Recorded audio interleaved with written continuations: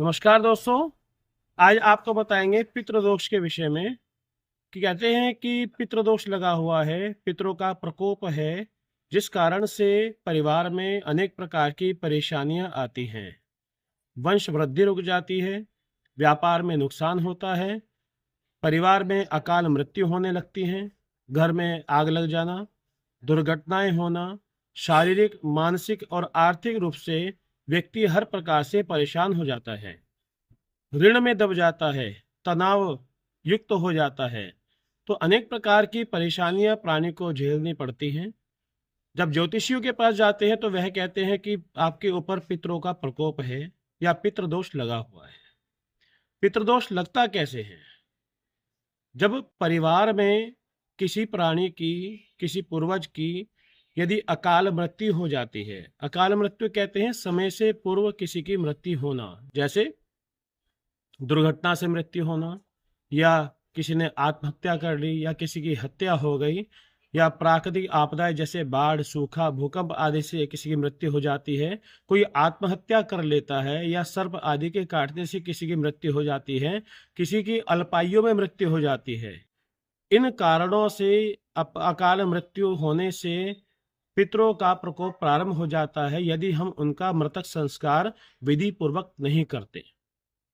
किसी प्राणी का मृतक संस्कार विधि पूर्वक नहीं हुआ, किसी ने प्राण अशुद्ध अवस्था में त्याग दिए, किसी का शरीर ही नहीं मिला, कोई परदेश में मृत्यु हो गई, तो ऐसे कारणों की वजह से पितरों का प्रकोप प्रारंभ हो जाता है।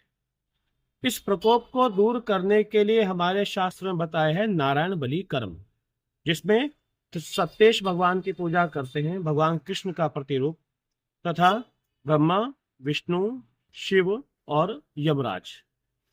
इन चार दिशाओं के देवता जो हैं, चार दिशाएं होती हैं, पूर्व, पश्चिम, उत्तर, दक्षिण।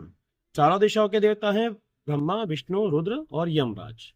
इनकी पूजा करने के बाद, प्रतिमाओं की पूजा करने के बाद हम यज्ञ करते हैं, विष्णु भगवान का तर्पण किया जाता है और फिर 16 पिंडदान किए जाते हैं। ये सब प्रक्रिया होती है नारायण बलि कर्म में।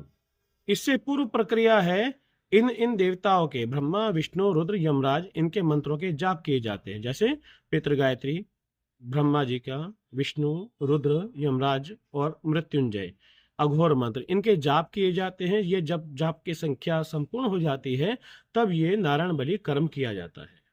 इसका इतना विधान है, यह विधान 3 या 5 दिन में पूरा होता है।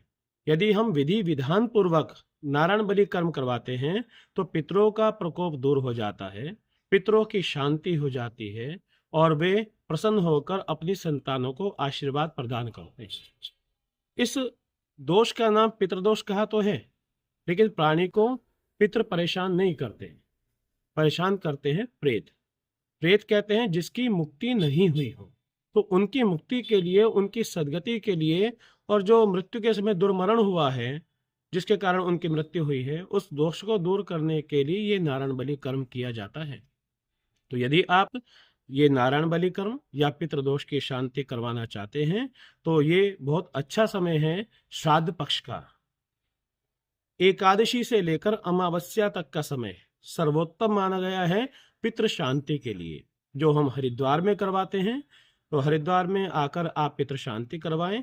यदि आप ये नारायण बलि कर्म, पितृ शांति करवाना चाहते हैं तो हमारा नंबर, उस पर आप संपर्क करें, हम आपको उसकी संपूर्ण विधि बताएंगे और संपूर्ण विधि से, वैदिक रीति से जो विधि विधान होता है उस विधान से आपकी पितृ शांति करवाएंगे। यदि आपको ये वीडियो अच्छी लगी तो इसको अधिक से अधिक शेयर करें।